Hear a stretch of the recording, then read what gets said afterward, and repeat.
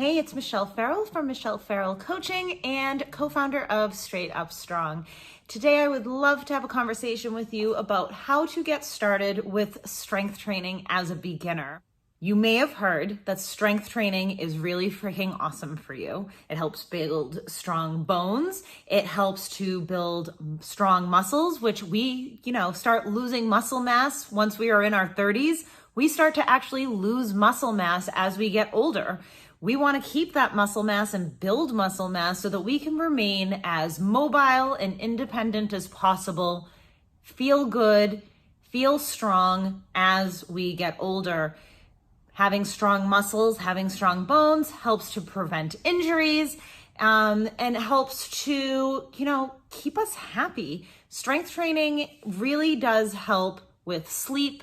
It helps with our metabolism and can make us feel lessened senses of depression and anxiety and can help build a lot of self-confidence. So yay to strength training. And now that you know all of those things, you want to get started, but holy crap, there is so much information out there. Like, what am I going to do?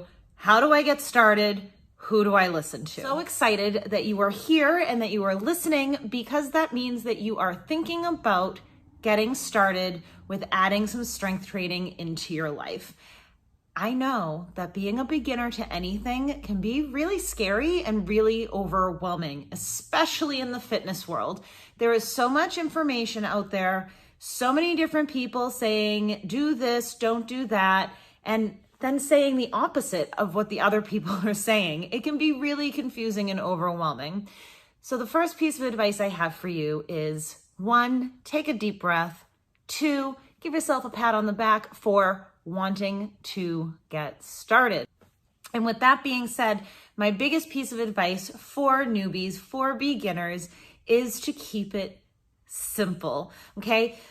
You're in one of the best positions here actually to gain strength and see and feel the results you are hoping and looking to get from strength training as a beginner, because your body is so fresh and ready for those adaptations.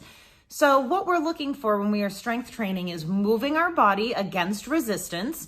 So that could be against gravity. It could be while using a weight. It could be with resistance bands, kettlebells, dumbbells, oh my, okay? And we are going to be following a program if we are consistently adding more stress or add more things like weights or reps that are going to continuously stress and have our body adapt against those stressors.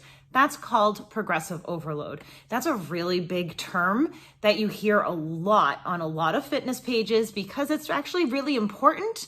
But just know that as long as you are continuously challenging yourself with your exercises, you are most likely going to continue to progress. So let's back up. We are looking to move our body against resistance and we're looking to continuously challenge ourselves. Congratulations. That is resistance training, okay?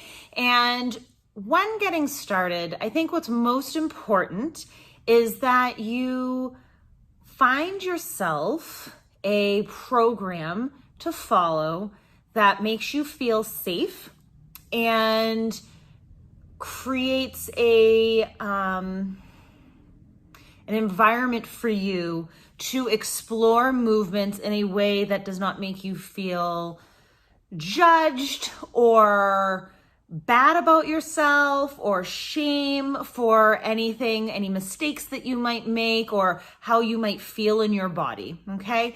Second, you want to find a program that you are going to be able to do consistently. So if you are not working out at all right now, 0 days, 0 time, to go from 0 to 6 days a week, 60-minute workouts is a really, really big change for your life and lifestyle. And for some people, that might be fine. But for most people to go from 0 to 100 like that becomes unsustainable over the long run, all right? So what I generally recommend is for folks to start small. Find a workout, a program that you can do 2 to 3 days a week for 20 to 45 minutes. This should also include a warm-up. A warm-up is a very important part of your strength training programming. It prepares your body to get moving. It says, hey, we're about to do some work now. And it's really part of a safe training routine. You also want an opportunity to cool down and do some stretching and some mobility work. So when you're thinking about a 20 to 45 minute session, it should include both of those things, the warm up and the cool up, as part of that time in it, okay? And I do unfortunately see a lot of popular programs that are out there that skimp on both of these areas. And I think that's really unfortunate because they are very, very important. And if you're just beginning, now is the time to be laying that foundation for a lifetime of strength training. So start small, figuring out a program and workouts that you are able to do consistently for the long haul. So 2 to 3 days a week, 20 to 45 minutes with a warm up and cool down. And I always recommend with beginners, don't be worrying about doing splits or anything like that. Try to find a full body workout that's going to incorporate pushing, pulling, squatting, hinging, some sort of like walking or carry sort of variation, as well as lunges or other unilateral work. And I have some other videos about the importance of unilateral exercises that you can check out. We're not going to delve too much into it right now. So pushing might look like a push-up or a shoulder press, okay? Pulling, bent over rows, chin-ups, which are very, very challenging. So as a beginner, don't be worried if you are not able to do a chin-up right now. And squats, hinges like glute bridges, deadlifts, okay? And don't worry if you're getting things in your mind about like having a barbell on your back or pulling 400 pounds off the floor. That's not what you need to be worried about doing as a beginner right now. That might be a goal for you in the long run. I love teaching folks how to use barbells to incorporate into their programming. But right now, again, we're keeping it small. We're keeping it simple. That's going to have the big sustainable impact for you. So again, 2 to 3 days a week, 20 to 45 minutes with your warm up and cool down, and finding workouts and programming that is full body to get you started.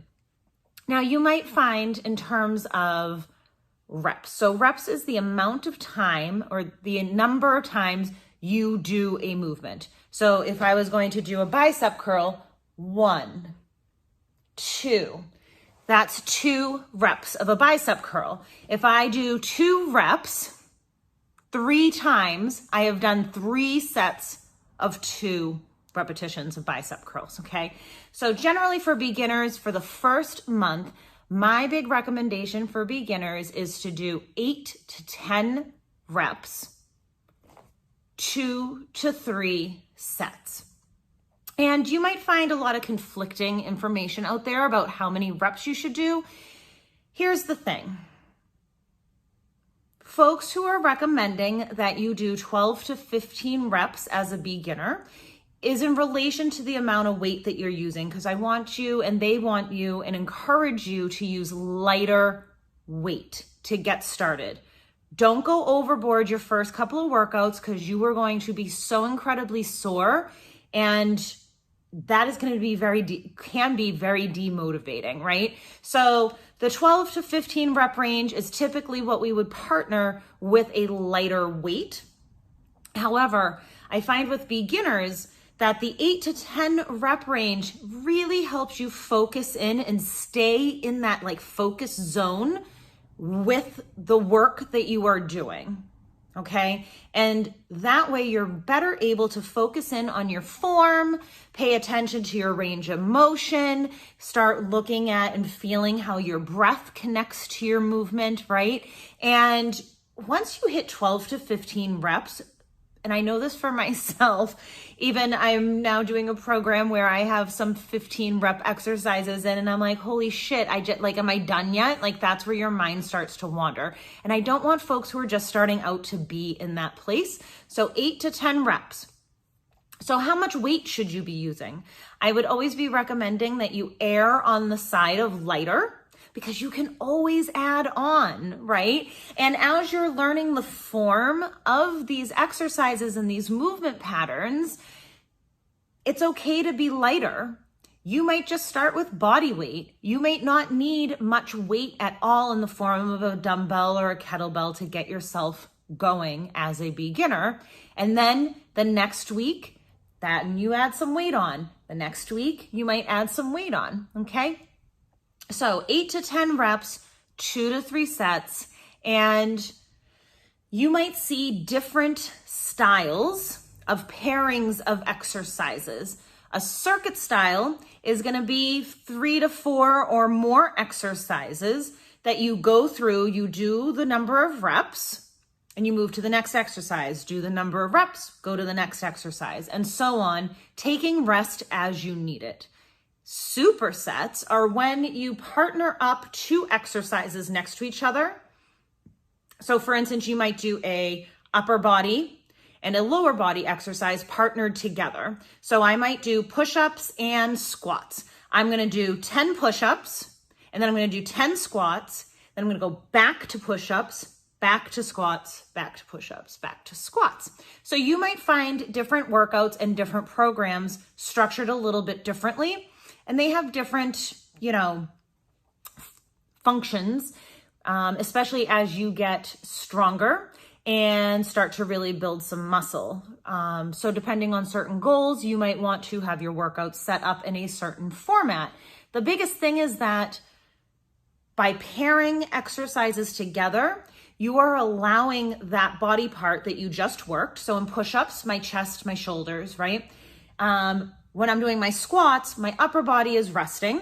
So I can go back to my push-ups. Now my lower body is resting while I'm working my upper body. So it makes your workout a little bit more time efficient than doing a set of squats, resting, doing a set of squats, resting. All right. So that's one of the big benefits of pairing exercises together, either in a circuit or in superset style. So we're keeping it small. We're keeping it simple. We're making it sustainable. 2 to 3 days a week and 20 to 45 minute sessions, exercises. I recommend full body workouts to get started over those 2 to 3 days. So you're hitting all of your body parts, your major body parts and movement patterns 2 to 3 times in the week, starting with 8 to 10 reps, 2 to 3 sets, either circuit style or superset style, that's fine. I also very strongly recommend that you, as you are getting started, work with a trainer or a coach. And I know that that can be easier said than done, but when you work with somebody, even if it's for 2 to 3 or 4 months to get you going, they can really help you build that foundation from the ground up with you, forming really great movement pattern habits and recognizing where maybe helping you build that program based on where you're currently at, where you want to go, what equipment you have access to. Are you working out in a gym? Are you working out at home, right? And even if you don't work with a trainer forever, working with somebody at the very beginning of your journey can be so beneficial to helping you recognize how different movements feel in your body, and when things don't feel great, helping you to troubleshoot different variations that would feel better and meet you where you're at now. Pulling a workout off of Pinterest or even off of YouTube, and Tina and I have a lot of really fun, great workouts here on our YouTube channel, but just pulling a random workout off of the channel isn't necessarily going to provide you with the variation of an exercise that you need in that moment, in that day.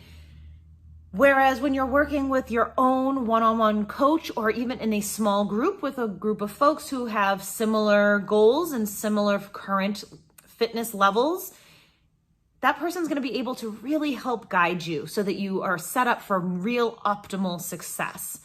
So that being said, It's very exciting that Coach Tina and I are reopening for a new cohort of Fitness Academy for Beginners starting on Wednesday, October 12th. This is a 6-week program that was developed for beginners to strength. We meet online once a week, and then you have practice for homework through our app with constant communication with the two of us in the app.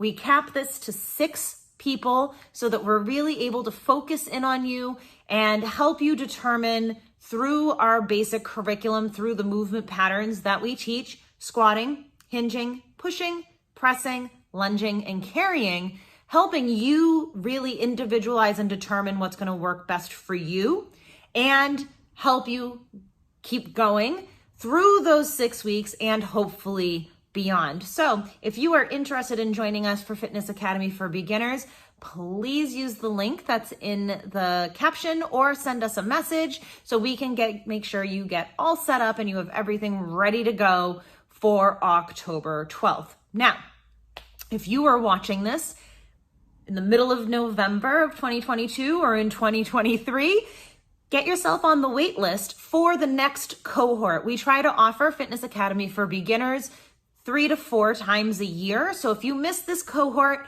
you can always jump in another time. So I hope, even if you don't join us in Fitness Academy for Beginners, that this video was helpful for you to get your feet wet, to help you get started.